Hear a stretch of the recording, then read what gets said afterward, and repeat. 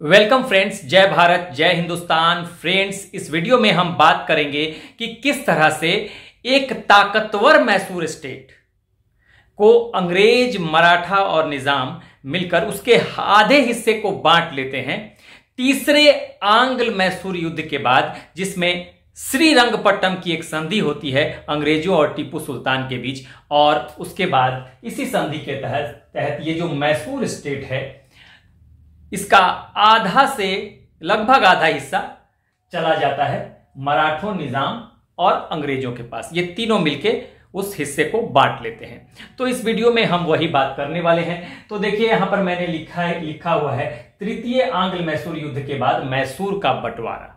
ठीक है, कुछ ही हिस्से रह जाएंगे टीपू सुल्तान के पास, उस समय जो मैसूर का शासक है। तो यहां पर देखिए, थोड़ा सा पृष्ठभूमि में चलेंगे और फिर हम देखेंगे कि किस तरह से यह बंटवारा हुआ, अभी मैं बताऊंगा। तो देखिए, मैंने रेगुलर क्लासेस में भी बताया है कि मैसूर स्टेट का उदय कैसे हुआ था। तो देखिए, मोहम्मद बिन तुगलक के शासनकाल में दक्षिण भारत में 1336 में विजयनगर साम्राज्य का उदय हुआ और 1347 में इस बहमनी साम्राज्य का उदय हुआ। यह बहमनी साम्राज्य एक मुस्लिम साम्राज्य था, जबकि विजयनगर एम्पायर जो था एक हिंदू साम्राज्य था। भविष्य में क्या होता है कि यह बहमनी साम्राज्य कई राज्यों में बंटता है। 5 राज्य थे उसमें: अहमदनगर, बीजापुर, गोलकुंडा, बीदर और बरार। तो ये जो राज्य बहमनी किंगडम से निकल कर आते हैं, आगे चलकर ये विजयनगर साम्राज्य को 1565 में राक्षस तांगड़ी या तालीकोटा के युद्ध में हराते हैं और इस तरह से विजयनगर साम्राज्य का खात्मा हो जाता है। और उसके बाद इसी विजयनगर साम्राज्य से एक राज्य का उदय होगा। जब विजयनगर साम्राज्य खत्म हो जाएगा तो इसी विजयनगर साम्राज्य से एक राज्य का उदय होता है और वही राज्य क्या कहलाता है? मैसूर राज्य। यही राज्य मैसूर राज्य बनता है। यहां भी मैंने दिखाया हुआ है। तो इस मैसूर राज्य में पहला वंश जो स्थापित होगा वो होगा वाडियार वंश। और इसी वाडियार वंश के दौरान एक सैनिक की भर्ती की जाती है हैदर अली के रूप में, और आगे चलकर 1761 में यही हैदर अली मैसूर की गद्दी पर काबिज हो जाता है, यानी कि शासक बन जाता है। तो कहानी यहां से शुरू होती है और उसके बाद आप देखेंगे कि 1761 में इसी मैसूर पर हैदर अली काबिज हो गया। तो जब हैदर अली काबिज हो गए यहां पर इस मैसूर पर, तो ये 1761 का समय है। और आपको पता होगा कि 1764 में बक्सर की लड़ाई होगी, 1757 में पलासी की लड़ाई होती है इस बंगाल में, और 1764 में जब बक्सर की लड़ाई होती है तो वहां पर इस लड़ाई के बाद अंग्रेज जो हैं पूरी तरह से बंगाल में अंग्रेजों को राजनीतिक ऑथोरिटी मिल जाती है। क्यों? क्योंकि अब बंगाल में इनको बंगाल की दीवानी मिल चुकी है। 1764 में बक्सर की लड़ाई के बाद अंग्रेजों को बंगाल की दीवानी मिल जाती है, यानी कि they have got right to collect revenue, राजस्व वसूली का अधिकार मिल गया और इस तरह से यहां पे इनकी राजनीतिक सत्ता स्थापित हो जाती है।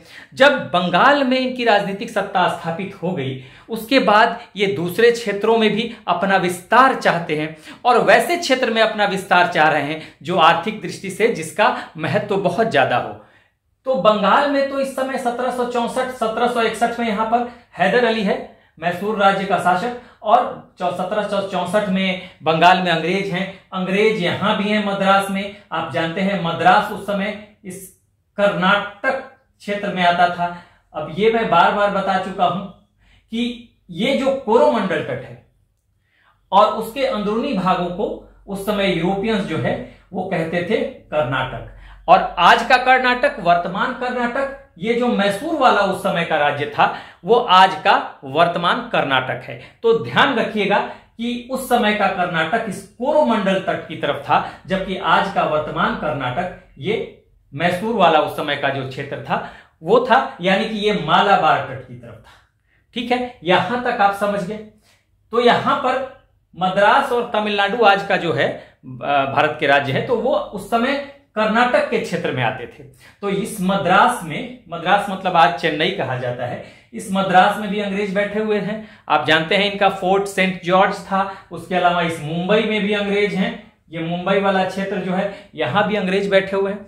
तो एक तरह से यहां पर सबसे पहले इन्होंने भारत के सबसे समृद्धशाली क्षेत्र पर इन्होंने अपना अधिकार जमाया था 1764 में, और दीवानी प्राप्त कर ली थी बंगाल की। उसके बाद ये अपना विस्तार चाह रहे हैं और देख रहे हैं कि उन क्षेत्रों में अपना विस्तार करें जिनका आर्थिक महत्व ज्यादा है। तो सबसे पहले इनका ध्यान जाता है इसी मैसूर के क्षेत्र पर, यहां पर ये मालाबार क्षेत्र है। तो मालाबार क्षेत्र जो है, ये आप जानते हैं कि मसालों के लिए बहुत प्रसिद्ध था। ठीक है, आज भी है और उस समय भी था। और आपको पता है कि यहां पर वास्को डी गामा जो है पहला यूरोपीय था। वास्को डी गामा पुर्तगाल से आया था, तो पहला पुर्तगाली भी था, पहला यूरोपीय भी था जो यहां पर पहुंचा था व्यापार के उद्देश्य से इसी मालाबार तट पर। और यहां से वो मसाले, हर्ब्स, जड़ी बूटियां ये सब लेके गया था यूरोप, और उसको 60 गुना ज्यादा मुनाफा हुआ था। ठीक है, तो ये बहुत ही समृद्धशाली क्षेत्र था। ठीक है, तो अंग्रेज इस मालाबार क्षेत्र पर ये अपना नियंत्रण चाहते थे। और साथ साथ इसके अलावा अंग्रेजों की नजर में एक बात और खटकती थी कि यहां पर फ्रांसीसी थे। यहां पर एक क्षेत्र है माहे, तो माहे में फ्रांसीसी बैठे हुए थे। तो फ्रांसीसी जो थे वो हैदर अली की तमाम तरह से मदद कर रहे थे। किस तरह से यूरोपीय पैटर्न पे हथियार बनाने हैं, शस्त्रागार बनाना है, अंग्रेजों की कमजोरी क्या है, वो भी वो हैदर अली को इंफॉर्मेशन देते थे। ठीक है, क्योंकि देखिए फ्रांसीसी जो थे वो पहले ही वांडीवास की लड़ाई में कर्नाटक युद्ध इधर ही हुए थे, 3 कर्नाटक युद्ध। और यहीं पे 3 कर्नाटक युद्धों के दौरान 1760 में वांडीवास की लड़ाई में अंग्रेजों ने मात दे दी थी फ्रांसीसियों को। और इस तरह से फ्रांसीसियों की राजनीतिक सत्ता भारत में समाप्त हो गई थी और अंग्रेज एकमात्र यूरोपीय ताकत के रूप में भारत में बच गए थे। ठीक है, तो ये इनकी राजनीतिक सत्ता तो समाप्त हो गई थी, लेकिन फिर भी यहां से व्यापार कर रहे थे। और चूंकि ये भी यूरोपियन थे, ब्रिटिश भी यूरोपियंस थे, तो फ्रांसीसी जो थे ब्रिटिश की कमियों और खूबियों से भली भांति परिचित थे, और वो हैदर अली को यानी मैसूर को सारा इंफॉर्मेशन इनके बारे में देते थे। तो एक तरह से ये मदद कर रहे थे, मित्र थे मैसूर के फ्रांसीसी। तो इस वजह से फ्रांसीसियों की ये जो दोस्ती थी हैदर अली के साथ, वो भी अंग्रेजों की आंख का कांटा बना हुआ था ये दोस्ती। तो इस वजह से भी अंग्रेज यहां पे अटैक करना चाहते थे। और तीसरी बात यह थी कि यहां पे जो मद्रास था, ये हैदर अली ताकतवर होता जा रहा था यहां पर। ठीक है, इसके आसपास के क्षेत्रों को जीतते हुए। तो यहां पर मद्रास के लिए खतरा हो रहा था। मद्रास में भी तो अंग्रेज बैठे हुए हैं। देखिए यहां पे ई लिखा हुआ है, ई मतलब कि ये स्टैंड्स फॉर इंग्लिश, ये स्टैंड्स फॉर इंग्लिश, यानी कि यहां पर अंग्रेज हैं, यहां पर अंग्रेज हैं, यहां पर मुंबई है। मुंबई भी 3 प्रेसिडेंसीज थी, कलकत्ता, मुंबई, मद्रास, तो इन सब जगहों पे अंग्रेज हैं। ठीक है, तो एक तरह से यहीं से हैदर अली जो है अंग्रेजों की आंखों का कांटा बना हुआ था, और किसी भी तरह से ये इस क्षेत्र को जीतना चाहते थे। और इसी को लेकर पहला युद्ध हुआ था। हाँ, इसी मामले को लेकर पहला युद्ध हुआ था। और इसमें हुआ क्या था कि अंग्रेजों ने, देखिए 3-4 वॉर हुए थे, वो भी मैंने लिख दिया है। हमें आज देखना है कि कैसे बंटवारा हुआ, लेकिन हमें उन सारी पृष्ठभूमि को समझना पड़ेगा। देखिए ये जो 4 वार हुए थे, 4 एंग्लो मैसूर वार, तो पहला वार 1767 से 69 तक हुआ था, और इसमें मद्रास की ट्रीटी हुई थी। 1780 से 84 तक दूसरा युद्ध हुआ, मैंगलोर की ट्रीटी के साथ समाप्त हुआ, यानी कि मैंगलोर की संधि के साथ। 1790 से 92 में तीसरा युद्ध लड़ा गया, और यह युद्ध समाप्त हुआ श्रीरंगपट्टम की संधि के साथ। और इस समय टीपू है। 2 युद्धों में आप देखेंगे कि 3 युद्धों में टीपू सुल्तान भी आ चुका है, हैदर अली का बेटा। तो तीसरा युद्ध श्रीरंगपट्टम की संधि के साथ समाप्त हुआ था, और इसी संधि के तहत इस मैसूर राज्य का बंटवारा हुआ था, जिसकी चर्चा हम कर रहे हैं। और 1799 में चौथा युद्ध हुआ, जिसमें टीपू की मृत्यु हो जाती है। तो अब देखिए हुआ क्या कि पहले अंग्रेजों ने इन मराठों को और निजाम को, देखिए ये जो है पहले मैसूर, मराठा और निजाम ये आपस में लड़ते रहते थे, क्योंकि इस क्षेत्र में ये जो बिंद का क्षेत्र है ये बहुत दुर्गम हुआ करता था। ठीक है, यहां से देखिएगा ये बिंद का क्षेत्र है, ये बिंद का क्षेत्र है, तो ये क्षेत्र दुर्गम रास्ते थे, हाँ, घने जंगल, नदियां, पहाड़, तो नॉर्थ में पार करके इनका आना मुश्किल था, क्योंकि उस समय ट्रांसपोर्टेशन का ऐसा साधन नहीं था। हाँ, अगर ये चले भी जाते नॉर्थ इंडिया में किसी तरह से, तो संसाधन वैसे नहीं थे, उतने रिसोर्सेज नहीं थे कि उनका प्रशासन ये संभाल पाते, तो इस वजह से ये इसी दक्षिण भारत में ही आपस में लड़ते रहते थे और फिर एक्सपेंशन करते रहते थे। कभी कोई किसी के क्षेत्र को जीत लेता था, कभी कोई किसी के क्षेत्र को जीत लेता था। अंग्रेज इस मतभेद को देख रहे थे, इसका फायदा उठाना चाहते थे कि इनमें जो मतभेद है, तो इस मतभेद का फायदा उठाकर इन तीनों को, मैसूर को, मराठा को और निजाम को, तीनों को ठिकाने लगा दिया जाए। और पहला उनका जो पहली नजर जो थी वो मैसूर पे थी। अब मैंने बताया कि अंग्रेजों की आंख का किरकिरी हैदर अली बन चुका था, तो अंग्रेजों ने क्या किया कि मराठों और निजाम के साथ तो पहले तो अंग्रेजों ने एक त्रिकूट बनाया, ट्रिपल अलायंस बनाया, लेकिन हैदर अली ने बड़ी चालाकी के साथ लालच देकर मराठों को और निजाम को अंग्रेजों से अलग कर दिया। और फिर पहला युद्ध तब शुरू हुआ कि मराठों और निजाम को अलग करने के बाद हैदर अली ने इस मैसूर से इस मद्रास की तरफ अटैक किया।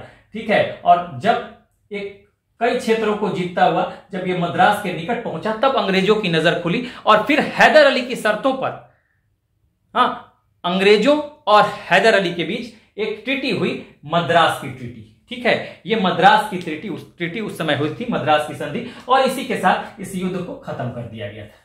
ठीक है, मद्रास की ट्रीटी 1769 में मद्रास की ट्रीटी हुई और पहला युद्ध समाप्त हो गया, जिसमें यह था कि एक दूसरे के विजित क्षेत्रों को लौटा दिया जाएगा और जो है आगे से अगर कोई तीसरी शक्ति अटैक करती है मैसूर पर, तो अंग्रेज उसकी मदद करेंगे। यही बातें हुई थी, बहुत ज्यादा इसमें कुछ था नहीं। और इसमें एक बड़ी बात यह थी कि हैदर अली ने हर्जाना लिया था युद्ध का अंग्रेजों से, तो एक तरह से अंग्रेजों के लिए अपमानजनक संधि थी और आगे इस अपमान का बदला लेने के लिए अंग्रेज जो थे वो तैयार थे। उनको बहाना चाहिए था कि जब भी कभी मौका मिलेगा हम इस अपमान का बदला लेंगे। 1771 में देखिए मद्रास की संधि में तय हुआ था कि जब तीसरी शक्ति कोई भी अटैक करती है मैसूर पर तो अंग्रेज मदद करेंगे, लेकिन 1771 में जब मराठों ने मैसूर पर अटैक किया तो अंग्रेजों ने मदद नहीं की, हैदर अली नाराज हो गया। उसके बाद, ठीक है, हैदर अली नाराज हो गया। उसके बाद क्या हुआ कि यहां पर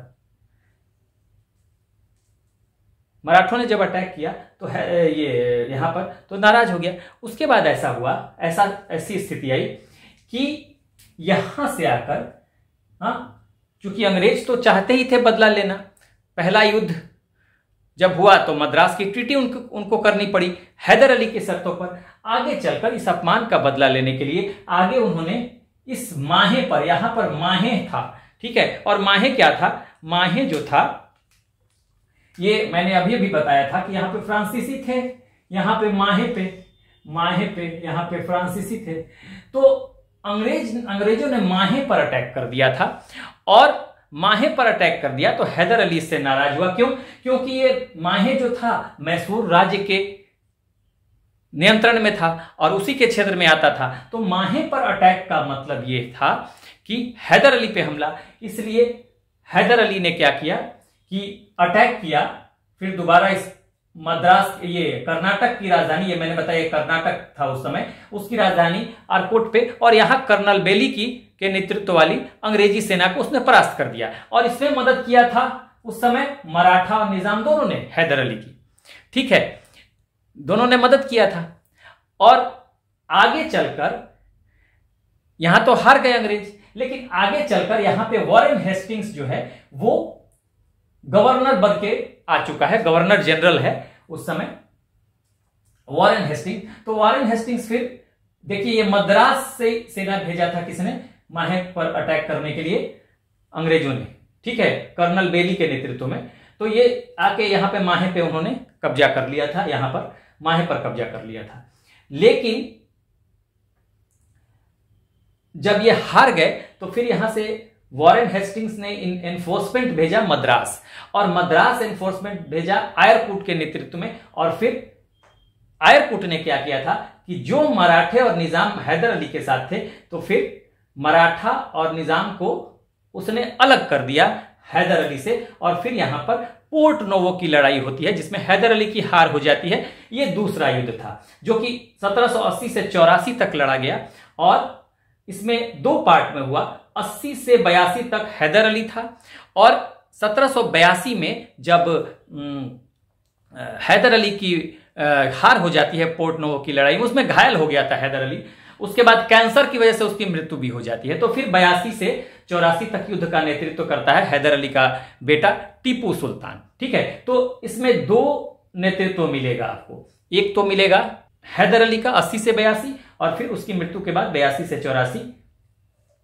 टीपू सुल्तान का। लेकिन आगे देखिए, हैदर अली की मृत्यु जब हो जाती है तो टीपू अभी नया नया शासक बना है, राज्य की व्यवस्था को उसको समझना है, और उसको लगता है कि हैदर अली की मौत से राज्य जो है अभी अव्यवस्थित हो चुका है, उसके सैनिकों का मनोबल जो है वो नीचे चला गया है। तो उसको लगता है कि जब तक सैनिकों में और आम जनता में नई ऊर्जा का संचार नहीं हो जाता, तब तक युद्ध को खींचना ठीक नहीं है बहुत ज्यादा दिनों तक। इसलिए वो किसी तरह 2 साल तक 82 में हैदर अली 1782 में हैदर अली की मृत्यु होती है, 2 साल और खींचता है, और वो इसी उद्देश्य से 1784 में मैंगलोर की संधि के लिए तैयार हो जाता है कि युद्ध को समाप्त कर दिया जाए। और इसका रीजन मैंने बताया, क्योंकि इसलिए तैयार हो गया क्योंकि उसको लगता है कि अभी उसको आगे तैयारी करने की जरूरत है, मैसूर के सैनिकों में और आम जनता में नए मनोबल का संचार करना है, नई ऊर्जा का संचार करना है। तो जब तक ये सब नहीं हो जाता तब तक युद्ध बंद ही रहे तो अच्छा है, क्योंकि उसको लगता था कि मैसूर का पुनर्गठन फिर से करना है, उसके बाद इस तैयारी के साथ आना है अंग्रेजों के सामने, भिड़ना तो है ही। तो मैंगलोर की संधि हो जाती है 1784 में, और इस तरह से दूसरा युद्ध समाप्त हो जाता है। और इसमें बस यही है कि एक दूसरे के विजित क्षेत्रों को लौटा दिया जाए। और बात वही थी कि दूसरा कंडीशन क्या था कि जब कोई तीसरी शक्ति अटैक करती है किसी पर भी, अंग्रेजों पर या मैसूर पर, तो अंग्रेज और टीपू सुल्तान एक दूसरे की मदद करेंगे। ठीक है, यही बात हो गई। लेकिन अंग्रेज ऐसा कहते थे कि मदद करेंगे, करते नहीं थे। अब आ जाइए इस तीसरे युद्ध पर, जिसमें कि श्रीरंगपट्टम की संधि होगी 1790 से 92। ठीक है, अब यहां पर होता क्या है कि तीसरा युद्ध कैसे शुरू होगा, उसमें एक राज्य यहां पर और आ जाता है, त्रावणकोर का इन्वॉल्वमेंट है।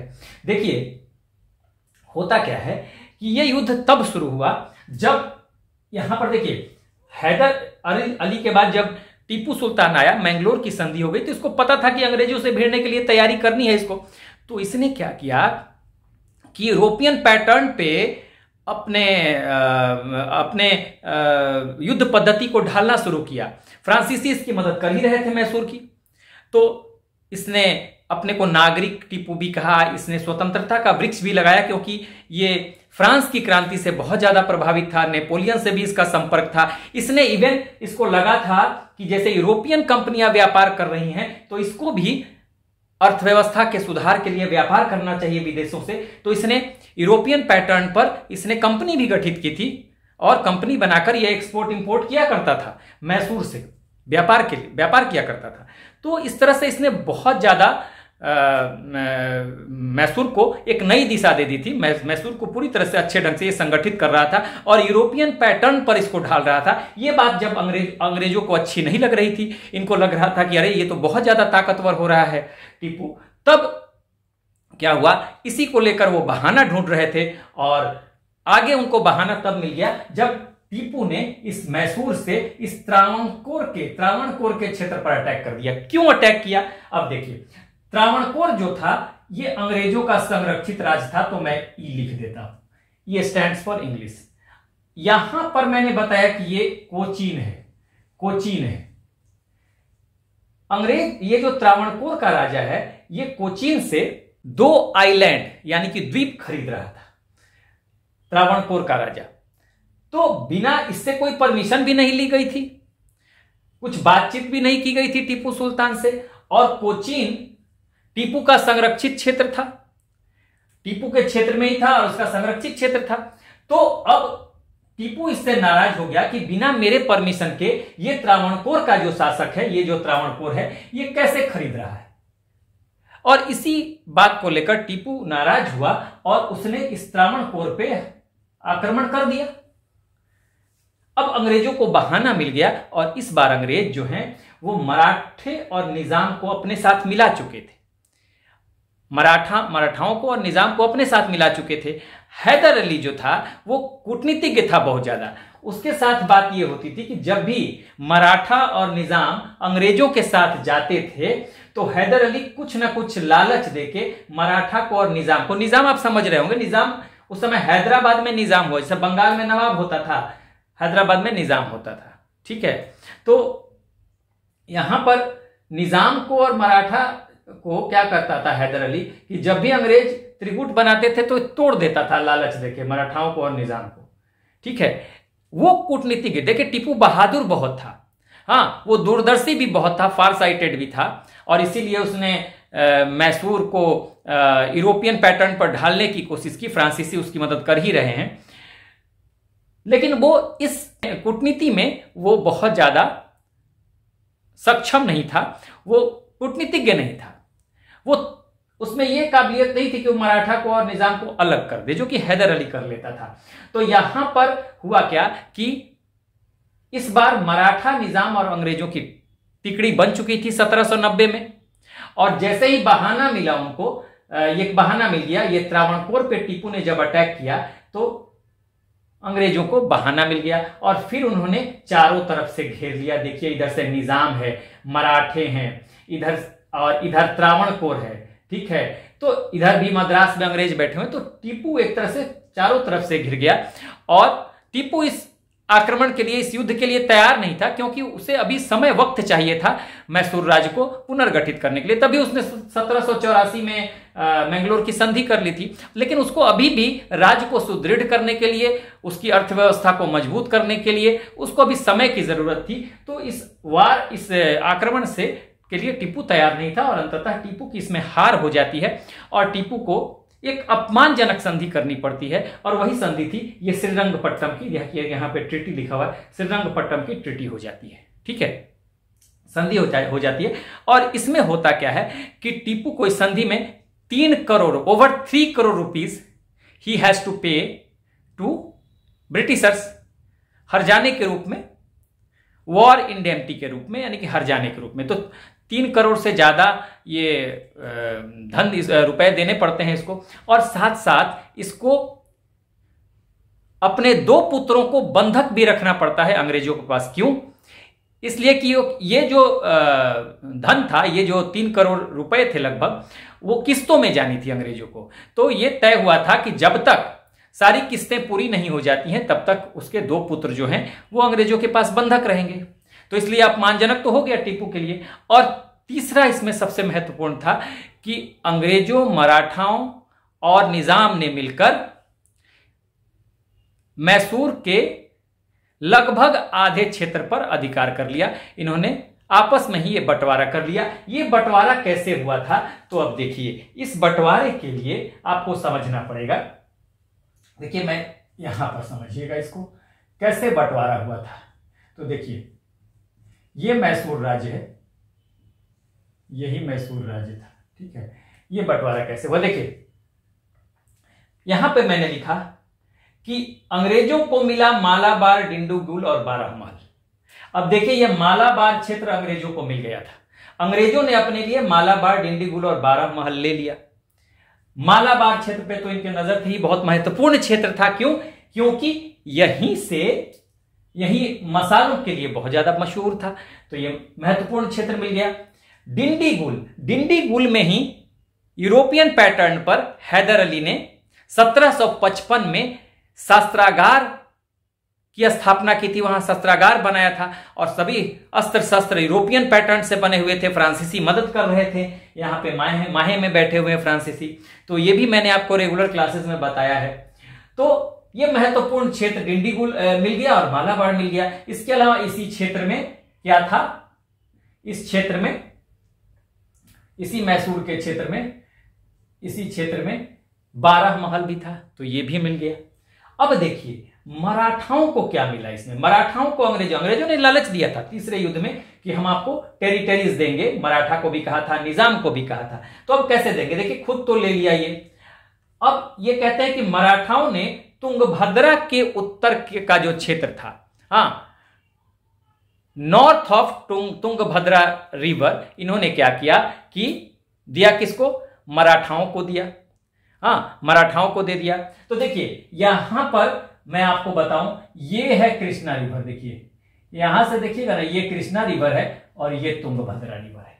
ठीक है, तो देखिए ये जो है ये कृष्णा रिवर है, ठीक है, और ये जो है ये तुंगभद्रा रिवर है। तो तुंगभद्रा के उत्तर का क्षेत्र ये हो गया मराठों के पास, जो मैंने यहां लिखा है।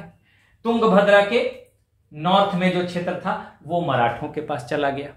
ये कृष्णा रिवर, तो ये कृष्णा रिवर, ये तुंगभद्रा नदी, तो इसके उत्तर का जो क्षेत्र था ये मराठे ले चुके हैं। ठीक है, अब आगे निजाम को क्या मिलेगा, तो देखिए ऐसे आप देखेंगे कि ये जो है ये है पेन्नार नदी।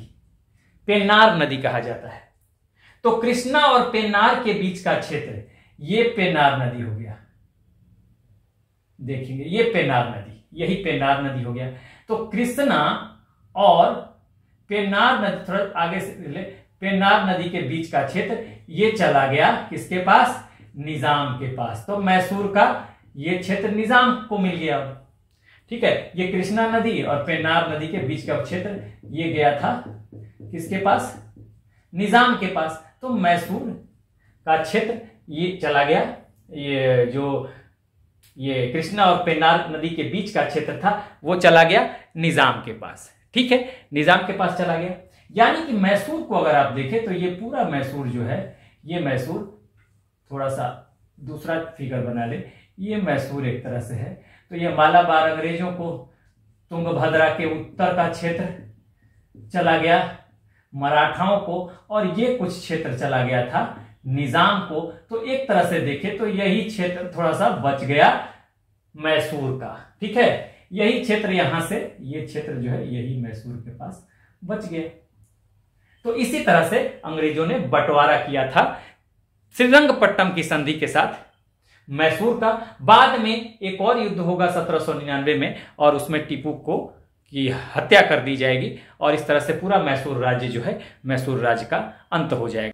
अब यहां मैं आपको एक महत्वपूर्ण बात बता दूं कि देखिए अंग्रेजों ने कैसे चालाकी किया और मूर्ख बना दिया किसको, मराठों को और निजाम को। देखिए ये तीनों तो पहले से ही आपस में लड़ते रहते थे, मराठा, निजाम और मैसूर। यहां पर क्या हुआ कि जब मैसूर को इन्होंने जीता तो मराठों को दिया तुंगभद्रा के उत्तर का क्षेत्र, तुंगभद्रा के उत्तर का क्षेत्र, और कृष्णा और पेन्नार नदी, कृष्णा, ये कृष्णा नदी है जो ऊपर जा रही है, ये पेन्नार नदी के बीच का क्षेत्र दे दिया किसको, निजाम को। और ये दोनों वही क्षेत्र हैं जिसके लिए पहले से ही मराठे और निजाम आपस में लड़ते थे। तो अंग्रेजों ने कोई नया काम तो किया नहीं। जिन क्षेत्रों को लेकर मराठों और निजाम के बीच विवाद था वही क्षेत्र अंग्रेजों ने उन्हें दे दिया, मैसूर का। ठीक है, और इससे क्या हुआ, आगे भी उनमें विवाद हुए। ठीक है, तो बड़ी चालाकी से जो उस समय का गवर्नर जनरल था कॉर्नवालिस, जिसके समय में तीसरा एंग्लो मैसूर युद्ध लड़ा गया, उसने बेवकूफ बना दिया मराठों को और निजाम को। ठीक है, और उसने ये एक बात भी कही कि बाद में क्या होगा कि मैसूर को जीता और मैसूर के बाद मराठा और निजाम का भी वही हश्र होगा जो मैसूर का हुआ, क्योंकि अंग्रेज तो किसी के थे नहीं। और कॉर्नवालिस ने बड़ी स्पष्ट शब्दों में कहा था कि we have effectively crippled our enemy without making our friends too formidable. यहां पर फ्रेंड्स कौन थे उनके इस युद्ध में, मराठा और निजाम। तो उसने कहा कि हमने अपने दुश्मन को बहुत अच्छे से कुचल दिया है और बिना अपने दोस्तों को शक्तिशाली बनाए, यानी बिना अपने दोस्तों को शक्तिशाली बनाए बगैर ही हमने क्या किया है, अपने दुश्मन को कुचल दिया है। ये एग्जाम में आता है कि किसने कहा, ये किसका दिया हुआ कहा हुआ स्टेटमेंट है, किसका कथन है, तो लॉर्ड कॉर्नवालिस का। तो आपको मैं ये भी बता दूं, जब पहला युद्ध चल रहा था उस समय बंगाल का गवर्नर था हैरी वेरलॉस्ट, याद रखिएगा, मैचिंग के लिए आ जाता है। दूसरे युद्ध के समय था वॉरेन हेस्टिंग्स, आया था ये 1772 में गवर्नर बनकर, लेकिन 1773 का रेगुलेटिंग एक्ट आता है और उसमें बंगाल के उस रेगुलेटिंग एक्ट के तहत बंगाल के गवर्नर को गवर्नर जनरल बना दिया जाता है। तो इस समय से, दूसरे युद्ध से, आप कहेंगे पहले वो गवर्नर था वॉरेन हेस्टिंग्स, और इस युद्ध से वो 1773-74 से वो क्या हो जाएगा, गवर्नर जनरल हो जाएगा। उसके बाद आगे 1790-92 में गवर्नर जनरल रहेगा कॉर्नवालिस, और चौथे युद्ध में रहेगा लॉर्ड वेलेस्ली, ठीक है ना, लॉर्ड वेलेस्ली। तो ये मैच करने के लिए दे देता है। रेगुलर क्लासेस जो मैं आंग्ल मैसूर युद्ध पे दे रहा हूं, वहां मैं डिटेल बताते रहता हूं, यहां भी मैंने बता दिया। तो इस तरह से आपको ये कॉन्सेप्ट क्लियर हो गया होगा कि किस तरह से तीसरे युद्ध के बाद, तीसरे आंग्ल मैसूर युद्ध के बाद एक संधि होती है, श्रीरंगपट्टम की संधि। यह अपमानजनक है टीपू सुल्तान के लिए, या आप कहें मैसूर के लिए, और उसमें अंग्रेज, मराठा और निजाम मिलकर मैसूर के लगभग आधे क्षेत्र को आपस में बांट लेते हैं। आगे तो जब चौथा युद्ध होगा उसमें तो पूरा मैसूर राज्य ही खत्म हो जाएगा। तो मेरे ख्याल से आप समझ गए होंगे। So this is the end of the video. Do like, share and subscribe. Take care, keep smiling. Jai Hind.